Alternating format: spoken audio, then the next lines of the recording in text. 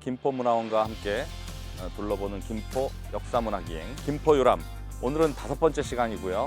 김포의 대표적인 인물인 중봉 조원 선생을 배양한 우저서원에 왔습니다. 네, 저는 김포 역사문화연구소장 조민재입니다. 오늘 함께해 주실 두 분 소개해 주시죠. 안녕하세요. 저는 김포청년 김현진입니다. 안녕하세요. 저는 김포청년 최혜진입니다. 자, 그럼 우리 한번 들어가 볼까요? 네.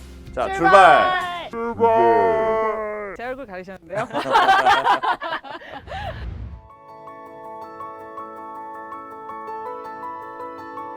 이제 우저서원의 지금 이 배치도인데요.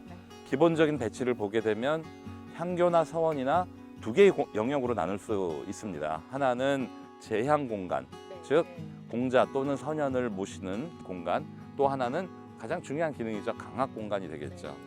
그래서 향교와 서원은 똑같이 다 교육 기관인데 하나는 국립교육기관, 또 하나는 이제 사립학교인 서원이 되겠습니다. 근데 이제 결정적인 차이점은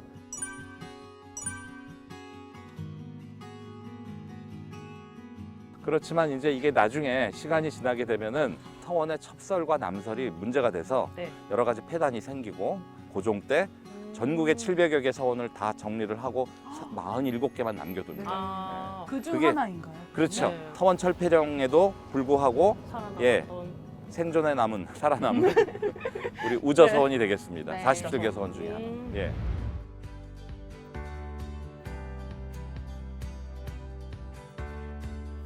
네, 저희가 지금 앉은 곳은 강당에 해당되는 곳이에요. 이택당. 이택당. 그런데 이제 처음에 이게 한자를 잘 아시는 분들도 그 여택당이라고 읽으세요. 저 여자는 고울 여자입니다. 곱다라는 뜻이에요. 그런데 짝이라는 뜻 또는 이어져 있다 이런 뜻으로 할 때는 이로 읽어요. 그러니까 여택당이 아니라 이택당으로 읽어야 되는데 그러면 이택은 뭐냐? 이어져 있는 연못이야. 연못이 두 개가 이어져 있기 때문에 한쪽에 물이 부족하게 되면 한쪽에서 채워져요. 서로 부족할 때 부족한 부분을 채워주고 서로 격려해주는 마치 우리 같은 관계죠. 그러네요. 조선이 건국되고 나서 맨 처음부터 서원이 있던 건 아니에요. 관악의 목적은 그 자체가 지식인의 양성소이고 국왕의 정치가 지방에까지 전달되게끔 하는 그 역할도 해야 되는 게 이 관악, 향교의 역할이었어요. 그런데 이제 갈수록 폐단이 늘어나게 되죠. 그렇죠. 제야에 있던 살림 세력들이 지금 이 관악은 문제가 있다, 향교는 문제가 있다. 네. 그러한 시기에 이 서원이 등장을 하는 겁니다. 이 주세붕이라는 분이 고려 말에 처음으로 우리나라에 성리학을 들여온 안양이라는 분을 백운동 서원이라는 서원을 설립을 하게 됩니다. 그러니까 처음에 서원을 설립할 때는 구조가 안양이라는 분을 그러니까 모시는 그런 공간과 그 옆에 강학소 정도를 둔 좀 불규칙한 배치 구조의 서원이었어요. 백운동 서원이 얼마 뒤에 사액을 받게 돼요. 국가로부터.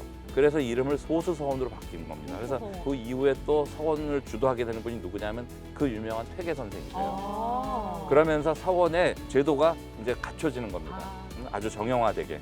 이처럼 앞에 강학 공간, 뒤에는 제향 공간. 그러면서 아카데믹하게 좀 강학 공간에 좀 더 포커스를 두는.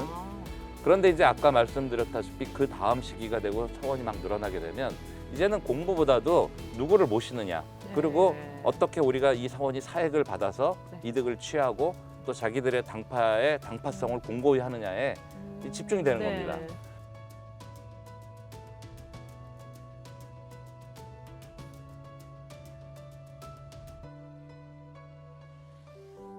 중봉 조원 선생은 1544년에 태어나셔서 어릴 때부터 설화가 굉장히 많으세요. 정말 신동에 가깝죠. 그래서 24살 때에 과거에 급제하십니다. 사실은 이분이 그렇게 고위관직에 못 가게 되는 이유가 이분이 너무 강직한 거야. 그러니까 요만큼도 본인의 원칙에 어긋나는 거를 용납을 하지를 못해요. 그때 또 이제 한참 이제 시기가 지금 점점점 어디로 가고 있냐면 임진의 나라로 가까이 가고 있는 거예요. 일본에서 사신이 오고 하는데 반드시 일본이 쳐들어오리라고 생각을 하신 거예요. 그래서 당장 바로 목을 베라. 아니 근데 외교는 또 그게 다르잖아. 선조 임금도 질려버린 거예요. 공직 생활 하려면 네. 이게 좀 있어야 되는데 적당히 좀 맞아요. 해야 되는데 결국은 이런 것 때문에 이제 제대로 꾸준하게 승진을 해가지고 관직 네. 생활을 못 하시는 상황에서 또 그 와중에 또 함경도로 잠깐 유배도 직원 때문에 네. 갔다 오시기도 하고 하다가 옥천에 들어가셔가지고 옥천에서 학당을 짓고 거기서 후학을 양성하던 그 몇 년 사이에 임진왜란이 임진왜란. 일어나게 됩니다. 음. 원래 이제 조원 선생은 의병을 1,700명의 의병을 일으켜서 네. 잃어버린 청주성을 탈환을 했어요. 네. 당시에 충청도 순찰사가 네. 이걸 시기를 합니다. 아. 그래가지고 일부러 그 다음으로 네. 사실은 금산 전투로 바로 그쪽으로 가는 거는 거의 승산이 없었어요. 의병도 온전하게 그 1,700명도 아니고 그걸 쪼개가지고 아. 고작 700명 거의 사지로 간 겁니다. 아.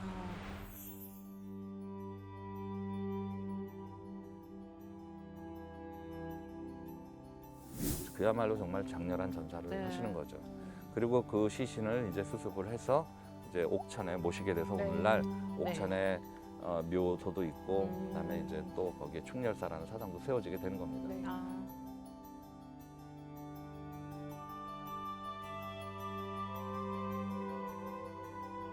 그러니까 대단한 겁니다. 네, 그러니까 엄청. 중봉 선생의 위패는 전국의 모든 향교에 다 있게 되는 아. 거죠. 우리가 너무 이택 땅에서 오래 앉아서 네. 양쪽에 서로 물을 대줘야 되는데 네. 저만 일방적으로 물을 하다 보니까 다리에 쥐가 네, 나서 다리에 쥐가 났어요.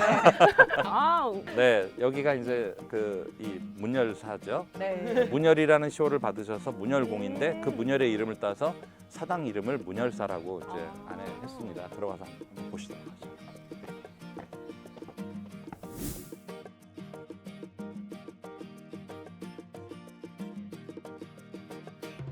그분의 흔적이 있는 곳, 네, 그분이 머물렀던 네, 곳에 네, 네. 그것을 기념하기 위해서 세우는 비를 유허비라고 해요. 음. 1617년에 네. 이 비석이 그때 세워진 겁니다. 네, 네.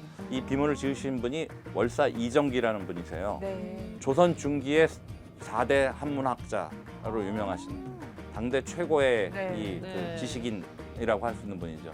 비문을 지은 거를 찬했다고 하는 지을 찬자를 써서 네. 찬한 거는 월사 이정기 선생이고 네.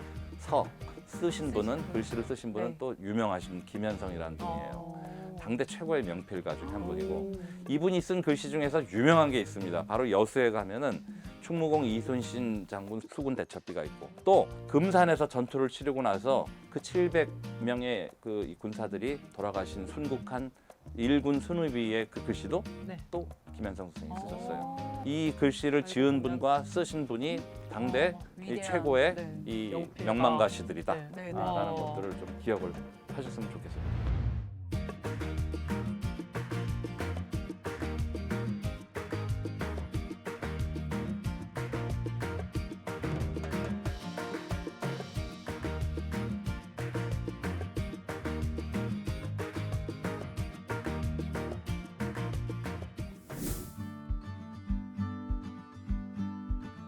어떠셨나요 오늘? 김포에 우저서원이라는 곳이 있는 거는 알았는데 어떤 서원이고 어떤 선생님을 모시는 곳인지 음. 잘 알지 못했는데 이런 해설을 듣고 이곳을 보니까 또 다르고 나중에 우리 아이랑 또 왔을 때도 또 좀 다른 의미로 또 이렇게 올 수 있을 것 같아서 좀 유익한 시간이었고 그 제사일에 8월에 한번 꼭 찾아오고 네. 싶어졌어요. 네. 저는 여기에서 태교를 했었는데 교방공예를 또 배웠었어요. 그래서 되게 남다른 공간이고 저에게도 되게 뜻깊은 공간이었는데 이렇게 소장님과 또 현진님과 같이 네. 오게 되어서 너무너무 기쁩니다. 참 유익한 시간이었던 것 같습니다. 아 오늘 날씨도 덥고 한데 너무나 이제 즐거운 김포 유람이었습니다. 네. 네. 이제 마지막 편 우리 이제 한 편 남았는데 네. 네, 우리 또 다음에 또 두 분 함께 해주시면 네. 네. 너무나 즐거울 것 같습니다. 네. 알겠습니다. 감사합니다. 감사합니다. 감사합니다. 선생님 가시옵소서. 안녕히 가세요.